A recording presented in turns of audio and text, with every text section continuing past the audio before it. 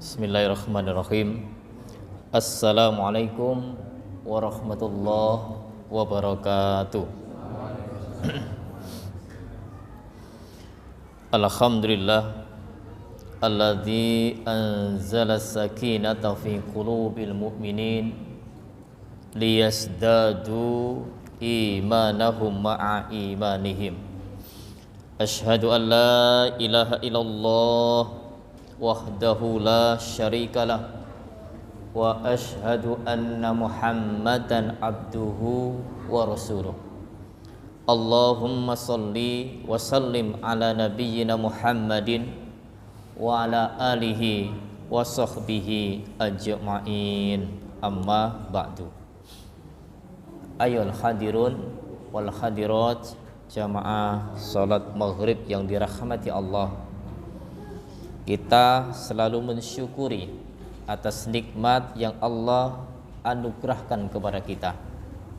Nikmat kesempatan, kesehatan, sehingga kita memanfaatkan dengan ghirah yang Allah pilih kita hadir, sehingga kita bisa untuk mengikuti. Pertama, hadir melaksanakan sholat maghrib berjamaah sembari sholat sunnah sekaligus. Kita akan mengaji bareng hingga isya insyaallah kitab Lu'lu' wal Marjan. Mudah-mudahan kesempatan yang kita luangkan untuk amal soleh ini menjadikan hidup kita semakin barokah. Amin. Salawat dan salam semoga tetap terlimpah kepada junjungan kita, Rasul kita Muhammad sallallahu alaihi wasallam. Baik jamaah yang dirahmati Allah, lanjutan dari Kitabul Masajid wa Mawadhi'is Shalah, kitab yang bahas tentang masjid-masjid sekaligus tempat sholat. Kita masih banyak hadisnya yang belum kita selesaikan, sehingga kita tentu butuh ketenangan, ya, butuh keseriusan, dan juga butuh konsentrasi. Sekaligus bukan berarti kita itu harus tegang, tidak. Kita sersan, serius tapi santai, sehingga insya Allah ilmu yang kita kaji nanti itu akan kita bisa dapati. Kita akan resapi dalam benak kita, hati kita, sehingga aktualisasi dalam kehidupan keseharian kita senantiasa mendapatkan bimbingan dari ilmu yang telah kita pelajari. Baik, lanjutan kitab Lu'lu' wal Marjan. Ini bab yang akan kita kaji, yaitu bab istihbabi ityanus shalah biwaqar wasakina wan nahyu an ityaniha sa'yan. 350. Nomor hadis 350. Bab yang menjelaskan istihbab, dianjurkan. Nah, ini judulnya, tapi nanti konteks hadisnya nanti bagaimana ulama menghukumi. Bab dianjurkan mendatangi sholat itu dalam keadaan wakar itu penuh wibawa, hati kita itu tenang, tapi ditegasi wasakina, dan tenang gitu loh. Lantas wan nahyu an ityaniha sa'yan, dan larangan mendatangi sholat itu dengan berlari, sa'i, ada lari-larinya itu. Nah, ini tema yang telah diletakkan oleh mu'allif, pengarang kitab Lu'lu' wal Marjan ini. Baik, hadisnya 350, dan nanti kita akan lanjut 351. 350, hadisu Abi Hurairah radhiyallahu anhu qala sami'tu Rasulullah sallallahu alaihi wasallam yaqul. Hadis dari sahabat Abu Hurairah, semoga Allah meridhai, ia berkata, aku pernah mendengar Rasulullah SAW bersabda, "Idza uqimatis sholatu fala ta'tuha tas'auna." Ketika iqamah dikumandangkan atau iqamah sudah dikumandangkan, maka jangan engkau mendatangi, ya, iqamah untuk sholat itu sudah dikumandangkan, maka jangan engkau mendatangi sholat itu tas'auna, dengan cara berlari. Waktuha tamsyuha, tetapi datangilah dengan cara berjalan. Alaikumus sakinah, wajib bagi kalian itu tenang. Fama adraktum fasallu wa ma fatakum fatimu. Maka apa yang kau dapati dalam sholat itu, ya, sholatlah. Dan apa yang telah lepas, yang telah lewat, yang telah tertinggal dari bilangan rakaat itu, fatimu, sempurnakan. Nah, ini hadis riwayat Imam Bukhari. Kita kaji hadis 350 dulu. Baik, Bapak Ibu jamaah salat maghrib yang dirahmati Allah. Sabda Rasul SAW mengingatkan kepada orang yang akan menghadiri sholat jamaah. Nah, diharapkan ya, bahwa seseorang yang hadir dalam sholat jamaah ketika sudah iqamah itu sudah kumandangkan, jangan kok lari terburu-buru, ya, jangan terburu-buru. Sa'i tadi sudah kami singgung sedikit. Sa'i itu, ya, kalau Shofah Marwah itu adalah lari-lari kecil, sa'. Ya, sehingga bahasa hadis itu banyak yang bahasanya itu telah meluas. Ya, sehingga kita rapatkan jadi satu dan itu tidak berbeda. Jadi iqamah dikumandangkan. Ini bukan berarti merupakan batas awal, batas akhir. Kita baru datang menghadiri sholat itu kalau nunggu qomat. Nah, ini juga bukan merupakan batas minimal dan juga batas maksimal. Nah, tapi ya, seumpama kita itu sudah mendengar iqamah, nah, paling tidak orang-orang itu kan rata-rata pada umumnya, kalau kapan berangkat ke sholat itu ngrungokno napa riyen? Qomat. Ya, qomat. Itu pada umumnya. Tapi banyak juga orang-orang yang pinginnya itu hadir duluan. Ya, hadir duluan. Maka azan berkumandang, hadir. Ada belum azan sudah hadir. Nah, ini pun juga person. Siapa kita yang hadir sebelum azan berkumandang, atau hadir ketika iqamah dikumandangkan, atau hadir, nah, sholat akan selesai, ya, baru hadir. Namun kesemuanya itu tersimpul hadir kita untuk melaksanakan sholat jamaah itu menurut Imam Al-Mubarakfuri, pengarang syarah Tirmidzi, beliau mengatakan larangan untuk mendatangi sholat dengan cara berlari. Ya, lari-lari tidak boleh gopoh-gopoh untuk mendatangi sholat. Kenapa? Sholat itu merupakan proyek. Ini bahasanya kami pakai proyek. Sholat itu merupakan proyek akhirat. Kalau proyek dunia rata-rata nopo? Ya, kejar-kejaran. Ya, jenengan lihat berangkat kerja jam 6:30, banter-banteran kan dia. Ya, banter-banteran. Apa yang dikejar? agar jangan sampai telat. Salip-salipan itu. Tapi yang berangkatnya tenang itu sebelumnya. Repet-repet terus berangkat. Nah, atau sekalian, telat sekalian. Telat.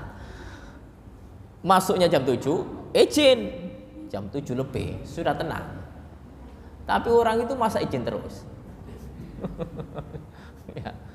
Nah, artinya banyak orang-orang yang hadir ke tempat kerjaannya itu terburu-buru. Ini dunia gitu, dunia.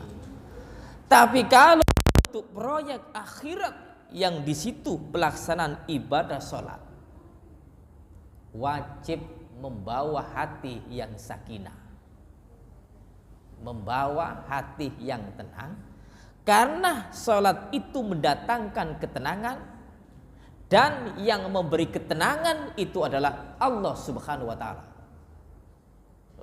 Surat Al-Fat. Huwallazi anzala sakinata fi qulubil mu'minin. Dialah Allah yang menurunkan sakinah. Ini yang menurunkan sakinah dalam hati orang-orang yang beriman. Tujuannya apa? Liyazdadu imanahum ma'a imanihim, agar bertambah iman yang ada pada mereka itu, agar bertambah gitu. Setelah iman, punya iman, kemudian Allah berikan ketenangan, akan lebih tenang lagi bagi hati orang-orang yang beriman.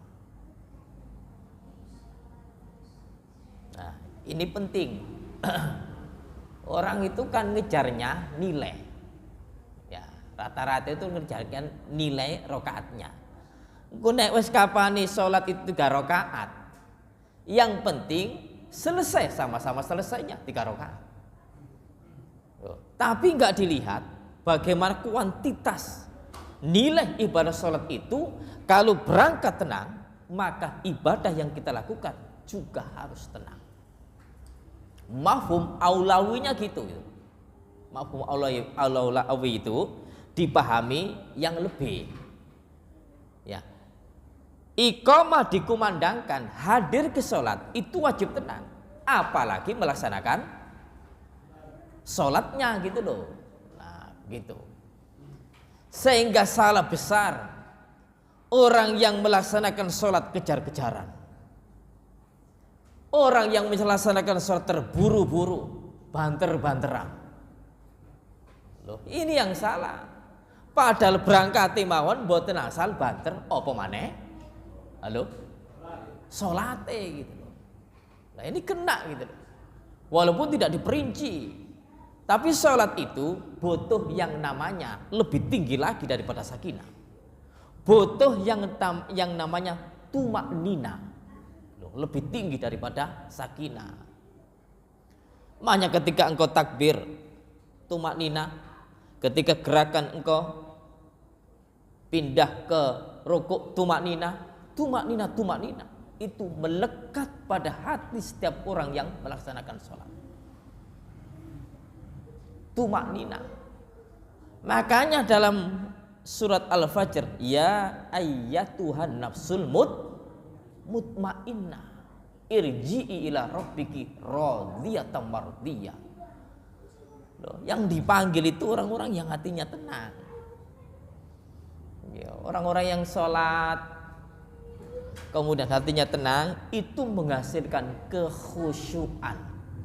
Karena sholat yang dilakukan oleh seorang hamba itu wajib khusyuk, teresapi apa yang dibaca, dan meresapi juga gerakan yang orang itu lakukan,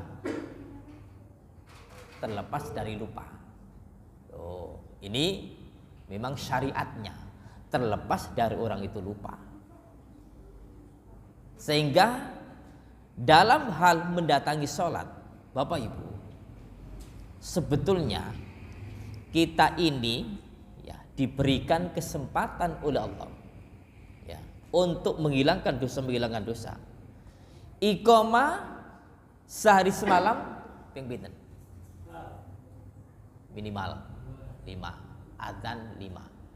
Salat pun juga 5 kali. sehari semalam. Lah ini merupakan bentuk kasih sayang Allah. Ya, bentuk kasih sayang Allah yang kita itu banyak melakukan dosa kemudian diapit lagi. Hadir lagi. Loh, ketika orang itu sudah melaksanakan sholat subuh pagi, siang lakukan dosa, disuruh tobat lagi waktu zuhur, habis zuhur selesai fantasyiru fil ard, kemudian bekerja lagi melanjutkan, terapit lagi dengan sholat asar kadang belum selesai dilanjutkan, nanti sholat maghrib, sholat isya dan kembali subuh lagi.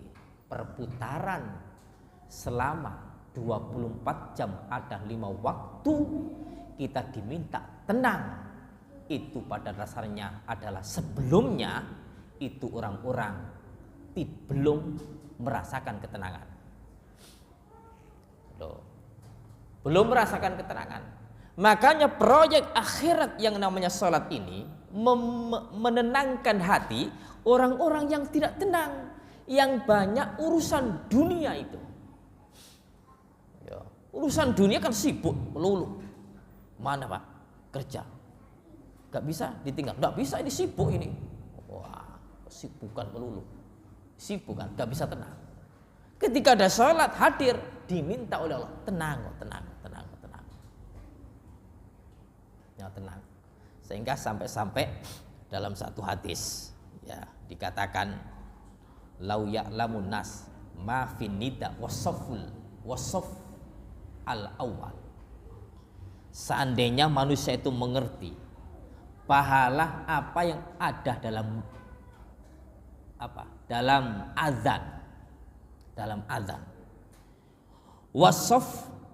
wasofil awal, dan sof yang pertama dalam melaksanakan sholat jamaah, sumalam yajidu, kemudian mereka tidak mendapati itu illah ayastahimu alaihi lastahamu alaihi, kecuali dengan diundi maka mereka pun juga siap untuk mencari undian itu.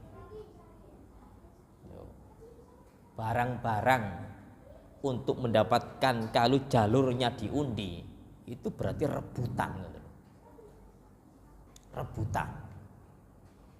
Ya, ketika 17 Agustus tahun baru mungkin ada yang gerak jalan keliling desa, kemudian ada undian hadiah. Semua orang pada berebut. Berebutnya itu bukan secara fisik, tapi berebut, ya Allah, mudah-mudahan saya nanti dapat nomor undianku keluar. Berebut, doa itu naik ke atas. Makanya di SMA jajaran Muhammadiyah dan simpatisan seluruh warga Muhammadiyah untuk ikut jantung sehat itu ya, itu berebut undian itu. Sampai-sampai kulo ketika bagi ya jamaah yang dapat kulkas wonten sing matur Pak Pasir dongaaken pokok kula cek saged angsal. Lah sing kene ndonga sing rebutan donga niki. Rebutan donga itu. Nah, berebut dalam urusan dunia. Nah, dalam urusan akhirat kita diminta tenang. Lah kalau sudah tenang Bapak Ibu, maka orang itu akan bisa melaksanakan kewajiban sholat itu dengan khusyuk.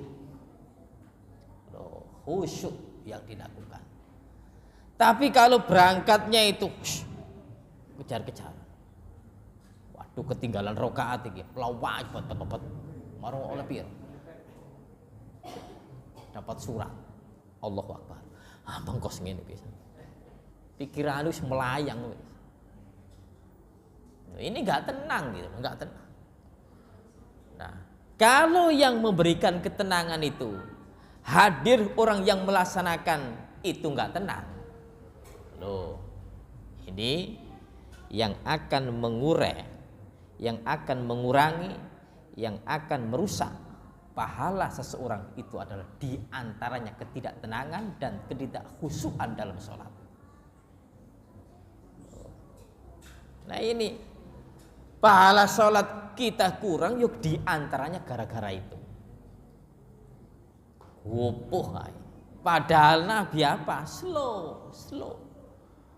Bukan berarti orang itu, Anda sholatnya telat, dosa Anda. Tidak. Kenapa Anda sholat kok tinggal 1 rakaat, tinggal 2 rakaat, tinggal 3 rakaat? Kenapa tidak dari awal? Tidak ditegur oleh Nabi. Sudah lakukan. Nah, ikuti panggilan Allah itu dengan cara apa? Wa duha tamsyu, dengan jalan. Ini bahasan jalan itu jalan kaki. Jalan kaki memang nilainya besar. 1 langkah ya mengangkat derajat, 1 langkah menghilangkan dosa. Iki nggih ditingali jarak antara masjid kita dengan rumah kita. Kalau memang jauh, yontek wong komat kae teko. Jarak 1 kilo 2 kilo. Wah, ini perkiraan 10 menit. Baru datang, kelun. Oke, ini buyar. Ya, kita lihat kondisi. Tapi yang jelas adalah orang yang jalan kaki itu ada nilai seperti itu. Tapi orang yang memakai sepeda motor atau mobil itu pun juga mendapatkan nilai dari Allah. Allah Maha tahu. Podo-pondoe. Ya, sing mlaku bondo napa? Ya seki nek gak dipangani. Loh, ya gak kuat. Bondo makanan. Sepeda motor nek gak diseni bensin, ya podo-podo usaha itu. Dan Allah Maha tahu untuk itu, sehingga jangan khawatir. Enak sing melaku oleh dihapus dosa, diangkat derajat. Lah sepeda motor gak oleh, kita tidak bisa untuk mengetahui itu. Tapi yang jelas Allah membalas kebaikan orang yang berangkat menuju sholat jamaah dan pulang sholat jamaah, itu sama-sama dibalas kebaikan. Mulih oleh, berangkat ya oleh. Hadis itu memang yang pada umumnya berangkat, tapi pulangnya, kata Rasulullah, ini ada seorang sahabat jauh dari tempat sholat itu sekitar 5 kilo. Para sahabat tanya, Pak, jenengan nggak beli kendaraan aja? Kendaraan dulu kan khimar, onta itu. Tidak, aku ingin mengambil pahala 1 langkah 2 langkah yang disabdakan Rasulullah. Apa kata Rasulullah SAW? Allah akan memenuhi engkau semuanya. Maksudnya para ulama memberikan penjelasan di situ. Berangkat pun juga dapat pahala, pulang dapat pahala.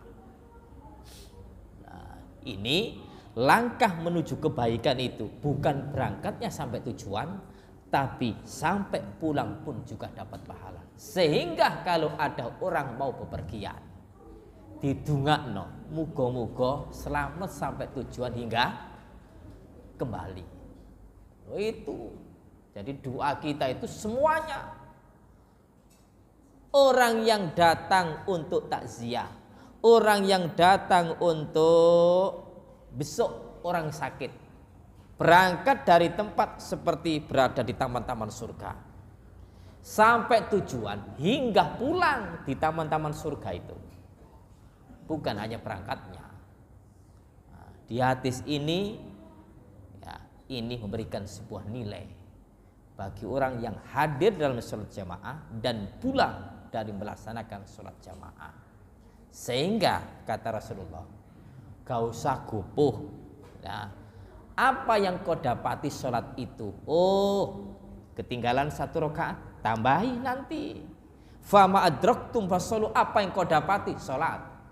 Nah, ini kalau kita dramatisir, ketika engkau mendapati rakaat yang telah Anda jumpai, maka fasolu, sholatlah. Maknanya apa? Kalau kita itu sudah berada di masjid, imam sedang melakukan apapun, kita harus ikuti imam itu. Kita harus ikuti. Dan jangan menunggu. Wong nek pelit perhitungan. Imame sedang Napa? Sedang sujud, dinteni engko ae nek tangi. Iki wong biasa, wong golongan wong pelit. Dan itu tidak diinginkan Rasulullah. Sudah ketika sujud, ikuti sujud. Cuma harus tahu posisinya. Ketika takbir, ya jangan ikut takbir juga, bareng juga itu loh. Ketika takbirnya, ya Anda ikuti imam selesai takbir itu. Maknanya bahwa dalam posisi keadaan apapun imam itu, rukuk, sujud, duduk tahiyat, engkau baru datang, ikuti saat itu, jangan engkau menunggu. Nah, maksudnya itu, jangan ditunggu. Nah, ini aja tidak boleh menunggu. Sudah ya dapati apapun, sudah lakukan. Kadang-kadang gini ya, sholat telat, rakaat terakhir, wis tahiyat. Kira-kira tinggal mulai apa lanjut? Kok wis mari tahiyat padha nyelodong kabeh. Kira-kira ditinggal mulai apa ngikuti? Halo. Nah, nek wong perhitungan percuma kalau jamaah. Mulai ae. Lah napa? Wis buyar. Tidak, Allah akan memberikan pahala Anda untuk mengikuti sholat jamaah. Biar itu tahiyat akhir, ikuti tahiyat akhir. Engkau akan melengkapi sholat berapa rakaat yang kau lakukan itu.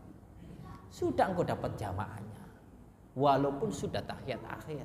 Itu kan nilai.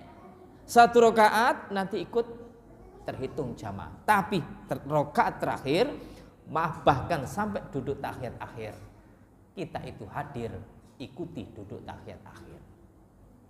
Jangan hitung-hitung kalau apa-apa, entek. Nah, ini agak baik itu. Nah ini. Kemudian wa fatahum fatimu, dan apa yang telah tertinggal sempurnakan. Nah, ini hadis yang ke 350. Nah, tenang. Kita akan bisa membaca. Oh begini ya perintah Rasulullah itu. Jadi slow. Ini proyek akhirat. Ya, bukan seperti dunia harus kejar-kejaran di lembur-lembur itu, tidak bisa. Nah, oke. Hadis 351. Hadisu Abi Qatadah radhiyallahu anhu qala bainama nahnu nusalli ma'an Nabi sallallahu alaihi wasallam id sami'a jalabah rijalin. Dari Abi Qatadah, semoga Allah meridhai, ia berkata, pada saat kami sholat bersama Nabi, tiba-tiba mendengar gaduh. Ya, jalabah itu gaduh. Siapa yang membuat gaduh itu? Rijalin, kalangan laki-laki, sahabat itu. Ada yang membuat gaduh. Apa gaduhnya? Ini lanjutan hadisnya dulu. Falamma sholaqala, maka tatkala usai sholat, nah, Nabi mengatakan masya'nukum. Nah, bapak-bapak, apa yang bapak-bapak lakukan? Tuh, kok ribet tadi di belakang? Qalu, mereka menjawab, istajalabna. Nah, ila sholat. Rasul, kami terburu-buru untuk mendatangi sholat. Loh, sahabat ada yang belum mengerti tentang tuntunan yang telah diajarkan Rasulullah SAW. Jadi berangkat itu rame, gopoh, terburu-buru. Qala, maka Rasul bilang, fala taf'alu, jangan kau lakukan itu. Idza ataitumus shalah, apabila engkau mendatangi salat, fa'alaikum bisakinah, maka wajib bagimu sakinah, tenang.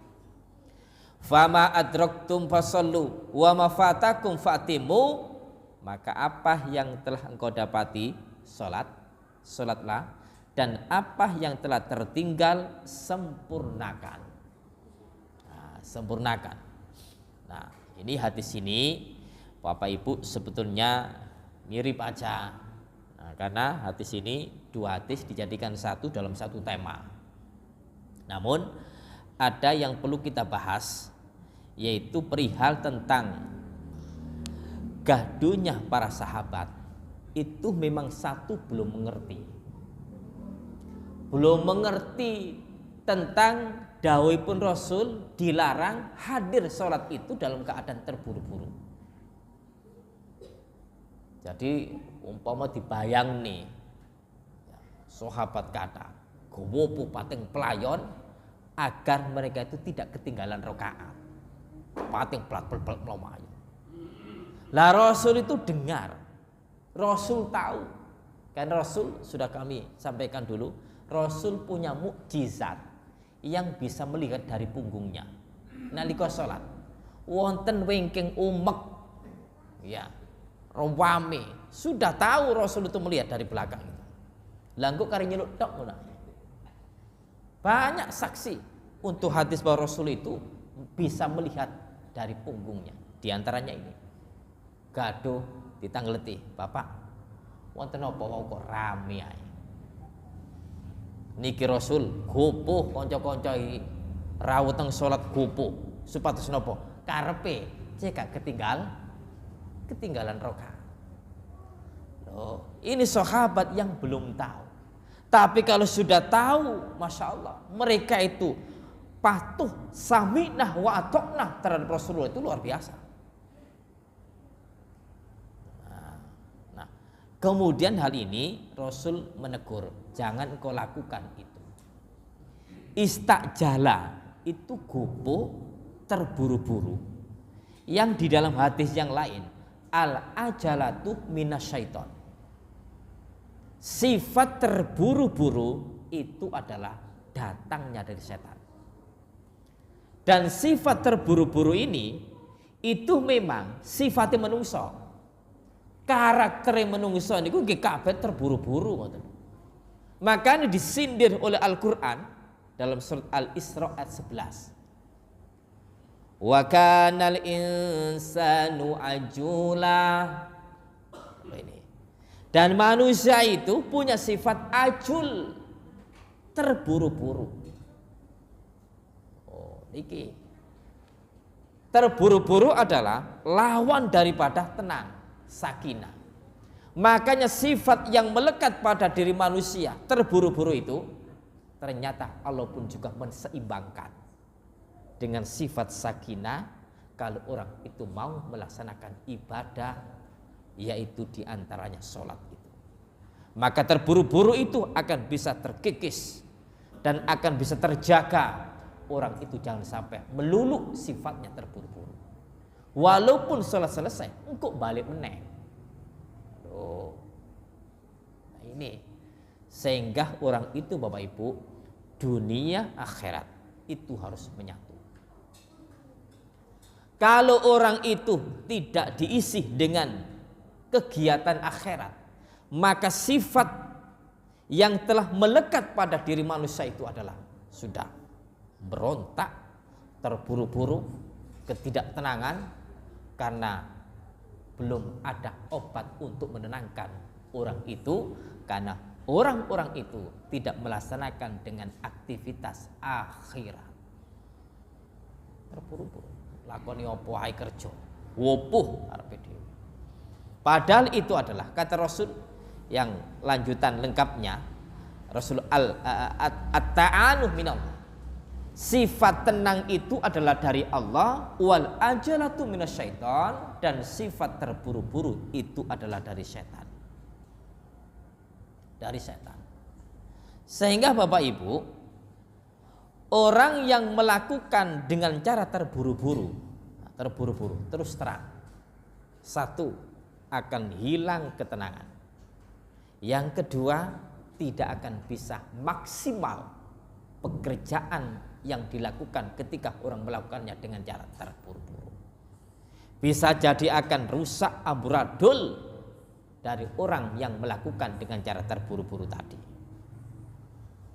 Ini ketergesaan terus terang.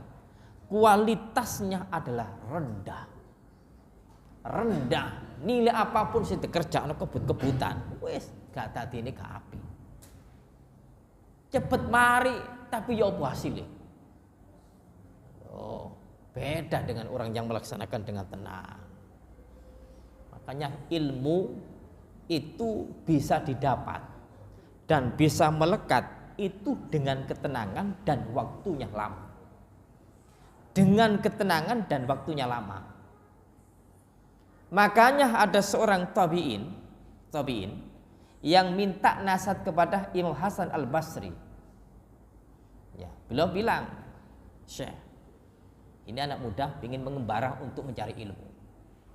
Nah, dia bilang kepada Syekh, saya ini ingin mengembara untuk mencari ilmu. Apa yang beliau nasihatkan kepada pemuda itu? Satu, ittaqillah, bertakwalah kepada Allah, wasbir. Ini bertakwa kepada Allah, wasbir, dan bersabar. Yang ketiga, wala tastajil, dan jangan terburu-buru. Oh, ini kan. Jadi orang yang menuntut ilmu itu takut kepada Allah. Yang kedua, sabar. Yang ketiga, wala tastajil, tidak terburu-buru. Dadine beda. Oh, jadinya atau hasilnya itu sangat berbeda dengan orang yang melakukan dengan penuh ketenangan. Wis dandani nopo mawon. Penjahit klambi ya. Wonten nek kula nek kapane gopo nggih ya. Oleh kain wonten supih kita jahitaken. Besok harus dipakai. Ono penjahit sing jos. Sing paling cepet. Nah, wonten. Tapi dadi ini kula tingali. Jahitan niku penggagap mini-mini kok. Lho ancane ya napa malih. Dia harus mengejar, harus selesai. Jahitane digangno sehingga lebih cepat. Sifat terburu-buru tidak menghasilkan hasil yang maksimal. Tapi nek kapane tenang, tenang, hasilnya apik. Wonten malih. Nah, orang itu pemuda lagi kisah.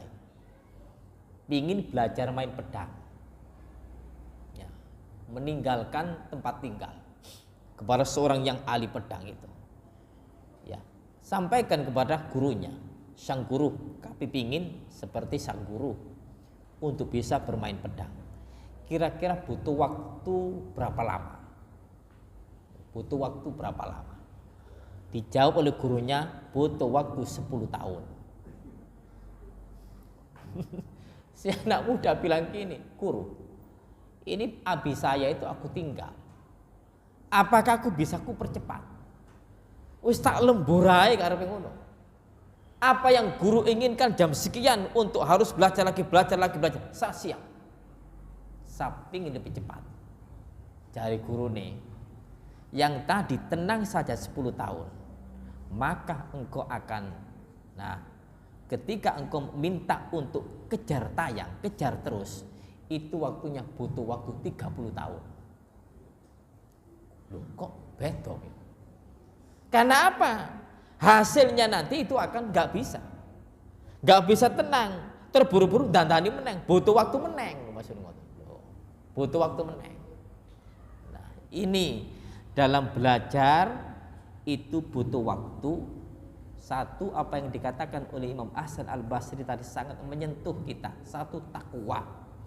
Yang kedua, sabar. Dan yang ketiga, tidak terburu-buru. Insya Allah hasilnya melekat. Sekarang itu kan instan, mintanya itu lebih cepat. Kepingin nang mari, kepingin nang beres. Kalau pingin beres, pingin cepat, tapi hasilnya tidak memuaskan. Tidak memuaskan. Nah, itu harus ada sesuatu yang harus diberikan itu agar lebih menuai sebuah apa yang diinginkan lebih cepat tadi. Ini sehingga hal ini harus kita sadari bahwa terus terang Rasul SAW menyampaikan yang demikian ini menghasilkan yang luar biasa pada diri seseorang untuk memperoleh sebuah ketenangan, dan memang Allah yang memberikan ketenangan itu. Yang diberikan ketenangan harus tenang. Harus tenang. Sesuatu yang tenang bisa dimasuki oleh yang tenang. Sesuatu yang tidak tenang ditenangkan, susah gitu. Oh, botol, goyang terus, dikasih air. Kira-kira air itu blok napa sing wonten mriki? Kocar kacir air. Lah kalau diisi, nah lebih cepat, lebih mengena, lebih terasa. Tenangkan botol itu. Tenang. Gopo ae. Akhirnya kocar kacir. Dan ini butuh waktu yang lama tadi. Ngisi lagi. Loh ini maksudnya apa yang telah disampaikan oleh seorang tadi? Itu butuh waktu, kalau terburu-buru akan lebih lama. Nah, di dalam praktek sholat ini adalah mengajarkan kepada kita semua bahwa wajib tenang untuk mendatangi sholat, apalagi sholatnya. Ya, karena itu merupakan wasilah untuk bisa dikabulkan oleh Allah. Itu harus butuh tenang, karena sholat ketika tenang itu akan dikabulkan oleh Allah Subhanahu wa Ta'ala. Kalau tidak tenang, akan susah Allah mengabulkan apa yang telah diinginkan oleh hamba. Maka nilai sholat agar seorang itu lebih cepat dikabulkan doanya, itu butuh persapan. Butuh persapan yang masuk ke dalam hati, kemudian dia berdoa. Maka doa-doa orang yang konsentrasi betul, yang khusyuk betul, inilah yang mudah dan gampang dikabulkan oleh Allah Subhanahu wa Ta'ala. Lah nek ndonga gopo ae, Gusti, kula niki napa iki? Tambah direken. Tambah direken. Cuma ada doa memang dalam posisi yang terjepit. Nah, kita doanya dikabulkan. Posisi terjepit. Posisi yang susah, posisi yang berbahaya. Seorang dalam posisi berbahaya, posisi yang terjepit itu, berdoa dengan tenangan, ini mudah dikabulkan.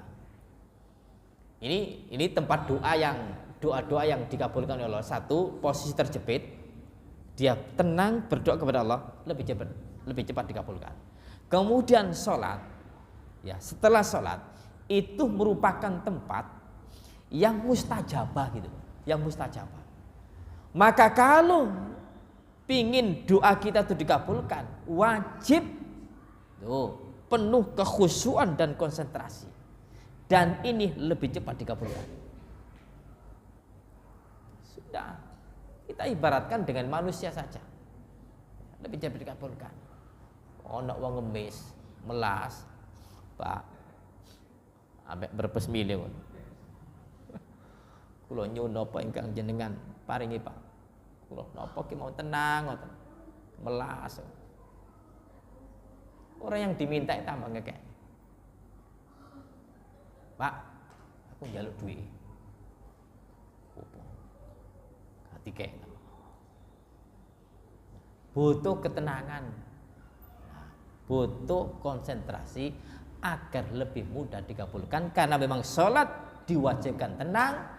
Dan ketika orang itu tenang, tempat yang mustajabah itu akan diijabahi oleh Allah atas keinginan hamba yang telah melaksanakan ibadah sholat itu. Nah, sebaliknya Allah dan Rasul melarang untuk terburu-buru dalam melaksanakan aktivitas amal soleh atau proyek akhirat, di antaranya sholat ini. Ini proyek akhirat, yaitu wajib tenang, wajib khusyuk. Maka ini hasilnya huwallazi anzalas sakinata fi qulubil mu'minin. Maka dia Allah akan menurunkan ketenangan pada hati orang-orang yang beriman. Diberikan ketenangan liyasdadu imanahum ma imanihim. Maka ketenangan itu akan menambah. Nah, sehingga orang itu tenang hidupnya, menghadapi apapun gak gopoh. Nah, ini cirinya, sehingga berimbas kepada kegiatan duniawi Kalau orang itu sholatnya khusyuk dan tenang, maka akan merembet kegiatan duniawi itu nanti pun juga akan mereka lakukan dengan penuh ketenangan. Ketenangan. Cirinya adalah sholatnya tenang. Nah, itu dua hadis yang memberikan penjelasan untuk kita dalam kajian malam ini. Ada yang sampaikan? Oke.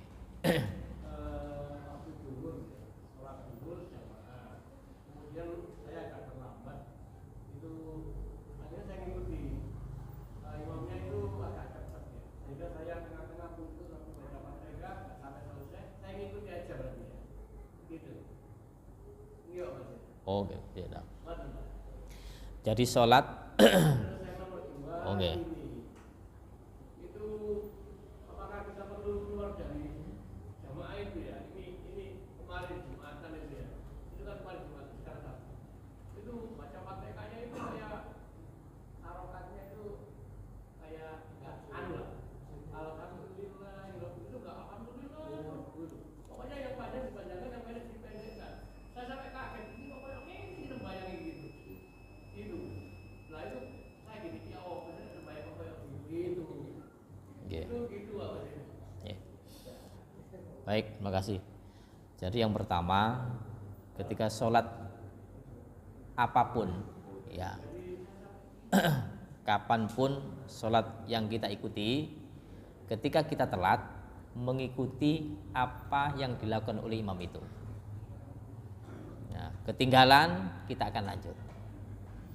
Dan Bapak Ibu, bukan berarti kita terburu-buru. Nah, sebetulnya ketika kita berbicara masalah hukum antara wajib dan sunnah, maka orang bisa memilih tentang kewajiban saja. Ketika kita itu sholat duhur umpamanya, ini senjata gitu, senjata. Ketika kita melaksanakan sholat duhur, kita akan baca sendiri-sendiri kan ya. Nah, kalau nanti kita baca mulai dari awal takbir, kemudian doa iftitah Allahumma baik. Nah, ini imamnya ini sudah terkenal agak cepat. Apa solusinya? Kita yang wajib. Nah, bisa langsung apa? Al-Fatihah. Tapi bukan berarti terburu-buru ini, bukan. Kita milih yang melengkapi untuk satu rakaat tadi. Langsung Al-Fatihah. Boleh untuk itu. Kita akan mengambil yang wajib. Kalau yang mengambil sunnah itu nggak mampu, cukupkan yang wajib saja. Nah itu solusi itu. Cukupkan yang wajib, sehingga kita tidak tertinggal dari satu rakaat itu. Nah, kemudian imamnya bacaannya cepat. Nah, cepat itu kan boleh, tetap sesuai dengan tajwidnya. Irama itu mengikuti. Kalau itu memang panjang, bacaannya panjang, ya nanti yang panjang dipanjangkan. Iramanya pendek, maka yang panjang itu panjangnya mengikuti dari pendeknya tadi, mengikuti gitu loh. Nah, jadi bacaan panjang tetap dibaca panjang sesuai dengan iramanya yang cepat tadi. Nah, gitu. Ada yang bilang sholat tidak boleh dibuat qiraah, panjang kan itu. Ya ini kan sesuai dengan irama itu, sesuai dengan irama, tidak apa-apa itu. Nah, cuma lihat juga jamaah ini. Loh, nek qiraat yang nggone nang walimaan. Nggone nang penganten. Ya, kalau bacaan irama salat yes normal-normal sajalah. Ya, nada-nadanya ya nada tartil atau nada yang pas itu. Nah, itu. Jadi irama betul. Butuh ya, kita itu tahu tentang kondisi makmum.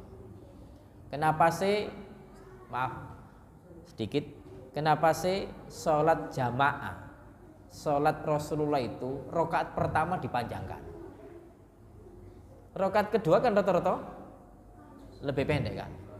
Ini Rasul pingin sing telat cek uman. Rata-rata bacaan pertama itu lebih panjang kan. Ini secara logikanya begitu Rasul itu luar biasa. Pertama dipanjangkan, wong sing telat cek uman. Bukan berarti nyediakno engko sing telat-telat iki. Ndak, wis sifat manungsa iku ndi ono sing telat. Nah ini, itu pensyarahan hati sampai seperti itu. Ternyata ada mana kandungan. Kemudian kenapa sih sholat 5 waktu? Loh. Kemudian adzan berkumandang, sini berbeda, sana Jakarta berapa jam? 1 jam ya.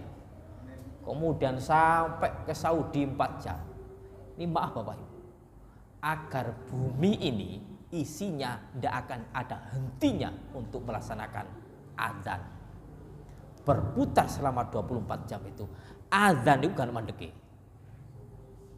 Bumi itu. Iki mari adzan, Sidoarjo selesai, gerak teng mriko, kilen. Kilen selesai, ngulon maneh ngono adzan maneh. Adzan mriko, tambah ngulon, muter ngono. Gitu. Demikian juga kegiatan kita itu. Dunia dihadirkan oleh akhirat. Salat. Dunia terburu-buru, ketenangan akhirat itu. Supaya apa? Hidup ini adalah butuh roda perputaran ketenangan dan peperangan. Karena setan dengan